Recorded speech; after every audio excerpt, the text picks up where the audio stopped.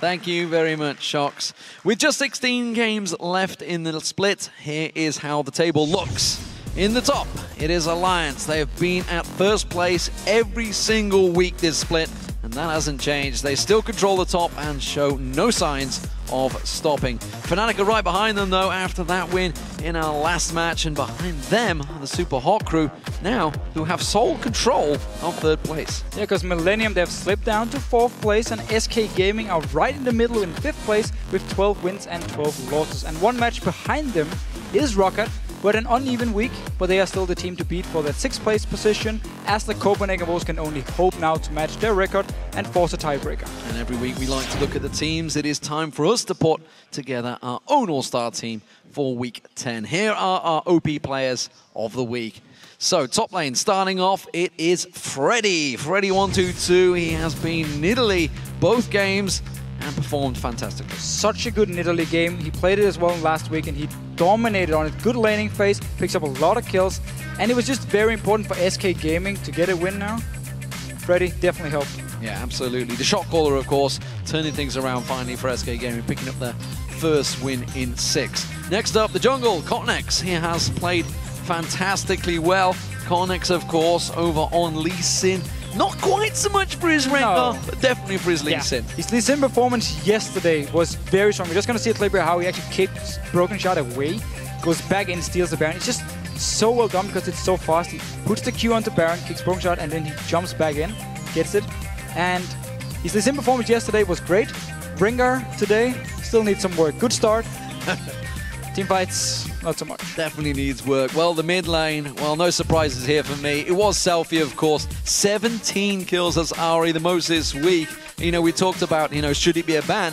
Maybe it should be another ban from Selfie. Yeah, he looked so good, and we always talk about with Selfie how he's a very, very good player. He just makes some wrong decisions from time to time. This week, however, he didn't do it. Picks up here a double kill, which really turned the game around against Gambit. And as long as he performs, Super Hot crew win games. Fantastic stuff. Alongside him for Millennium was Creaton on Corki. He has incredible stats right now. 14, 3, 11 just in these 2 games. Overall, he's plus 40 kills on Corki in just 5 games. Really been his new main champion here. And yes, they lost to Fnatic, but he still had a very good performance. And just racking up the kills from yesterday's game against Copenhagen Wolves. And it's just a pick which really fits Millennium. Mid-game power, let's go for it. Well, it's the escape as well, the maneuverability of that Valkyrie. Of course, the support, who else would it be? It's the man from Alliance. He broke his 1,000 regular season assist, just chasing hard behind Team Curse's X-Special, of course. Fantastic stuff from Nif, you know, 0-0-22 in that final game today. And it's just, Nif is such a good support, also because he doesn't draw any attention. Like, he will always be there with the team. He will always set up a lot of kills for everyone, but you don't actually yell at, oh my god, Nif, with the massive plays again. But he's just always part of everything, so great performance. I remember being with the team while Froggen talked about Yellowstar. It's like, no, he's probably the best support in Thingweb. Nif's like, really? Really? Really? Right here.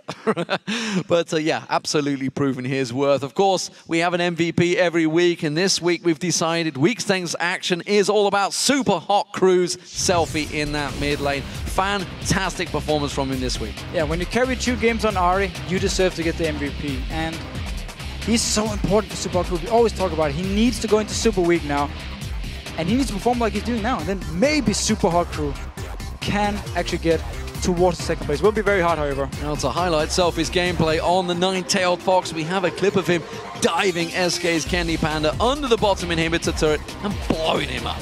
Selfie continues to split push off Candy Panda. Oh, it's going to get Dobon. There is the kill. And that's what happens. Well, flash charm. That was a great play. That's what happened, man. That is indeed what happens. You know, when you're that fed, it just feels so comfortable for you. And a very, very happy Selfie there was very pleased with himself because he's been looking for a new champion and he seems to have found it. Could be a ban next week. Also against Fnatic. We've seen a lot of Ahri coming up. Small buff in 4.12. The mid laners Sunny's really back. seem to like it. Yeah.